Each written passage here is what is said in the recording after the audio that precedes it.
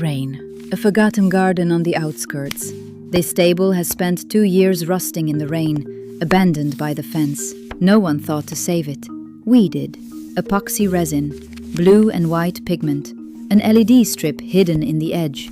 Just over $150 in materials, 3 days of work. First, all the rust comes off, layer by layer. Then, the clear base. After that, the pigment. Blue, white.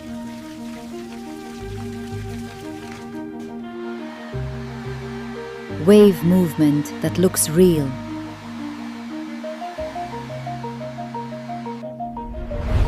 Halfway through, a bubble threatens to ruin the layer.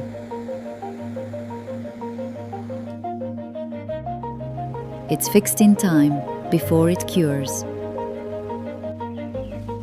The final layer changes everything. By day, it looks like polished marble. By night, it lights up like the sea. It costs less than repainting it. Follow for the next case.